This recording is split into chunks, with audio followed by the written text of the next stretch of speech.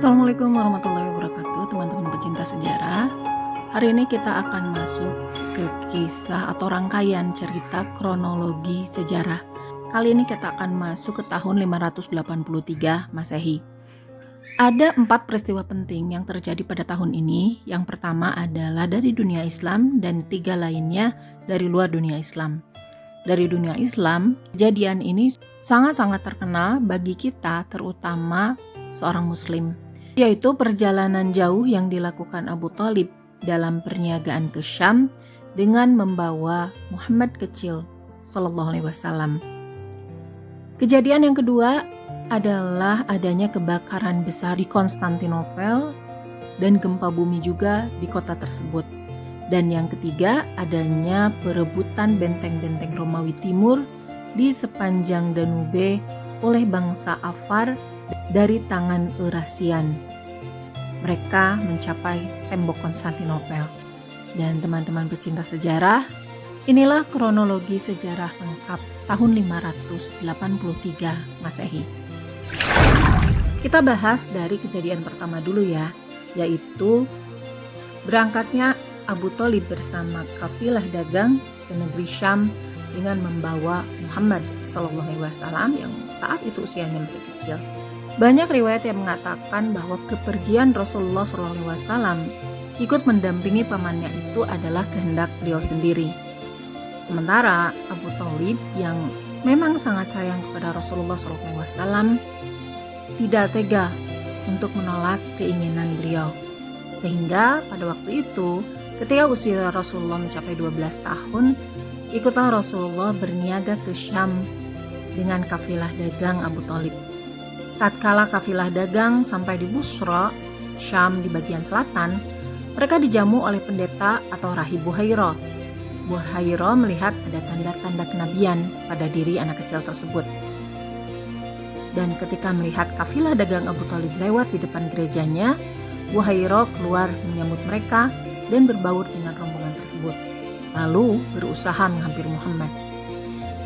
Dia menggenggam tangan anak tersebut dan berkata, "Inilah penghulu para rasul, inilah rasul utusan Tuhan alam semesta, inilah orang yang diutus oleh Allah sebagai rahmat bagi seluruh alam." Mendengar perkataannya, Abu Thalib bertanya, "Dari mana engkau tahu?"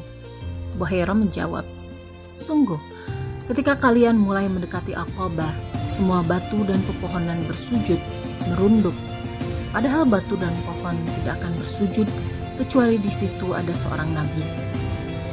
Aku mengenali dia dari cincin nubuat di bawah tulang rawan bahunya, berbentuk menyerupai sebuah apel. Kami mengetahui tanda seperti itu dari kitab suci kami." Buhairah menjamu seluruh kafilah layaknya tamu, dan dia minta Abu Thalib untuk segera membawanya kembali ke Makkah. "Jangan diteruskan pergi ke Syam," katanya. Buhairah khawatir kalau orang-orang Romawi dan Yahudi mengetahuinya, tentu akan membunuhnya. Maka, dengan bekal kekhawatiran itu, Muhammad dibawa kembali ke Makkah sesuai dengan anjuran pendeta tersebut. Kejadian kedua yaitu kebakaran besar di Konstantinopel. Dan tentang hal ini saya belum menemukan kisah yang pasti bagaimana kejadiannya, sehingga hal ini tidak akan saya ceritakan. Saya akan langsung loncat ke cerita yang ketiga, yaitu gempa bumi juga di kota Konstantinopel. Sebetulnya banyak gempa bumi yang terjadi di Konstantinopel. Berdiri di dekat garis patahan terbesar di Anatolia, kota Istanbul di Turki selalu berada dalam bahaya jika dilanda gempa bumi. Dan gempa-gempa pada masa lalu telah menghancurkan kota itu lebih dari 1 kali. Penelitian yang dilakukan selama bertahun-tahun telah menunjukkan bahwa Istanbul diguncang oleh lebih dari 500 gempa bumi, lebih dari 500 gempa bumi besar sejak kota itu didirikan. Beberapa di antaranya adalah gempa bumi yang terjadi karena garis patahan di sekitar kota dan menyebabkan kerusakan parah. Gempa pertama yang tercatat yaitu pada masa Kaisar Romawi Konstantinus I atau Konstantin Agung mendirikan Konstantinopel.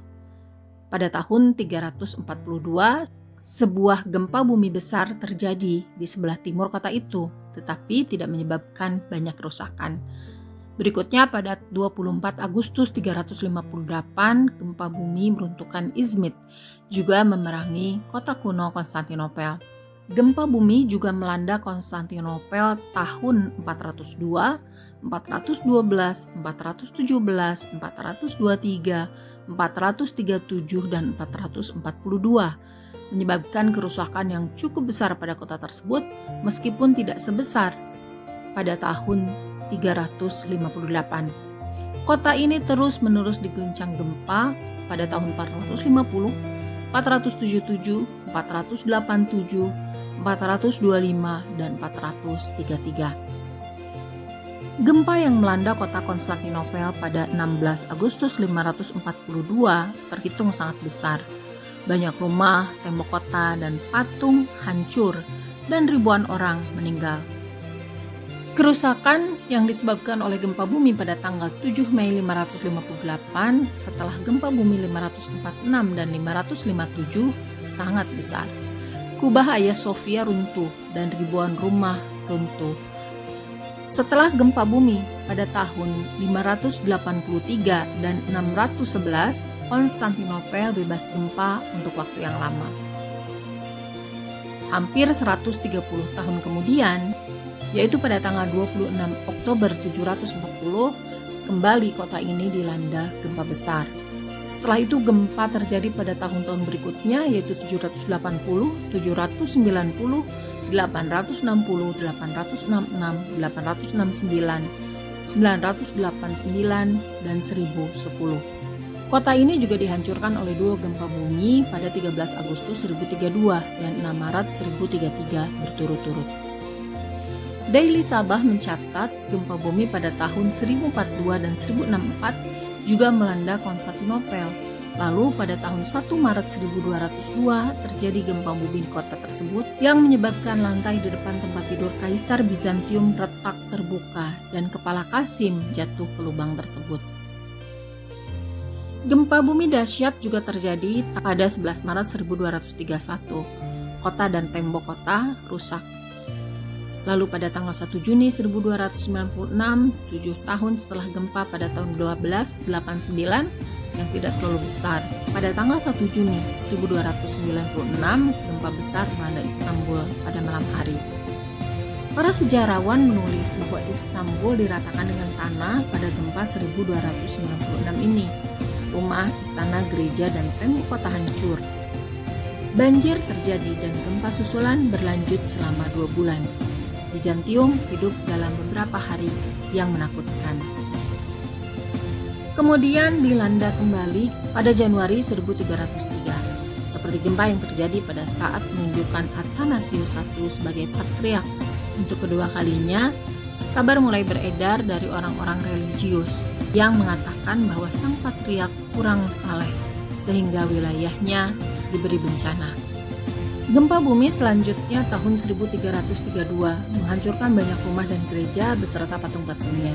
Dan pada 18 Oktober 1343 juga terjadi gempa yang begitu dahsyat hingga tembok kota dan Hagia Sophia rusak. Meskipun Bizantium senang bahwa Kekaisaran Ottoman dikalahkan oleh Kekaisaran Timurid pada tahun 1402, gempa bumi di Konstantinopel mengganggu kegembiraan mereka. Ditegaskan bahwa telah terjadi tsunami yang disebabkan oleh gempa pada tahun 1419. Gempa bumi terakhir di Istanbul selama periode Bizantium terjadi pada tahun 1437. Pada periode Ottoman, gempa besar melanda Istanbul tahun 1488, 1509, dan 1556. Tahun 1648, 1690, dan 1719 juga tercatat sebagai tahun gempa di sana. Gempa melanda Istanbul lagi pada 1766, 1855, dan 1894. Gempa bumi besar terakhir yang memengaruhi Istanbul selama periode Ottoman adalah yang berkekuatan 7,3 pada 9 Agustus 1912. Lalu akhirnya di era Republik Turki, gempa besar terjadi tahun kemarin, yaitu pada tahun 2023, tepatnya tanggal 6 Februari dini hari waktu setempat. Gempa berkekuatan 7,8 magnitudo ini merusak wilayah Suriah juga, dan gempa ini menewaskan lebih dari 45.000 orang. Kejadian berikutnya adalah perebutan benteng-benteng Romawi Timur di sepanjang Sungai Danube oleh bangsa Avar dari tangan Eurasian. Bangsa Avar sendiri adalah sebuah kelompok etnis asal Kaukasia Timur Laut yang umumnya tinggal di Republik Rusia Dagestan. Suku Avar bermukim di sebuah wilayah yang disebut sebagai Kaukasus Utara antara Laut Hitam dan Laut Kaspia. Sebetulnya Kekaisaran Romawi Timur atau Bizantium dan bangsa Avar terlibat dalam serangkaian konflik yang cukup panjang. Mereka seringkali menyerang dan menjarah wilayah-wilayah Bizantium di sepanjang perbatasan. Meskipun dalam catatan sejarah saya tidak menemukan yang terjadi di tahun 843, saya justru mendapatkan tahunnya itu berbeda pendapat ya. Kalau di buku kronologi sejarah Islam dan dunia yang diterbitkan oleh Pustaka Al-Kausar itu terjadi pada tahun 583. Sementara di beberapa sumber yang lain saya mendapatkan tahun yang berbeda, yaitu 584 Masehi juga di tahun 586 Masehi. Mungkin kejadian tentang perebutan benteng-benteng Bizantium pada tahun 583 ini mungkin terjadi, tetapi tidak secara detail, tapi kemungkinannya memang salah satu kejadian dari konflik tersebut, karena konfliknya lumayan panjang dan terjadi beberapa kali pertempuran tentu saja di beberapa tahun yang berbeda, dan mungkin yang 583 ini hanya salah satu penyerangan atau salah satu konflik yang terjadi sampai bangsa Avar pada tahun 583 itu bisa sampailah penyerangannya itu sampai ke tembok Konstantinopel. Jadi karena tahun-tahun ini berbeda, mungkin saya akan menjelaskan secara detail tentang konflik antara Kaisaran Bizantium dengan bangsa Avar di tahun kemenangan atau kekalahan yang terjadi oleh Kekaisaran Bizantium. Dan itulah teman-teman semua kisah lengkap kejadian-kejadian penting yang terjadi pada tahun 583 Masehi. Terima kasih sudah menyimak dan insya Allah akan kita bahas kronologi sejarah berikutnya tahun 584 Masehi. Assalamualaikum.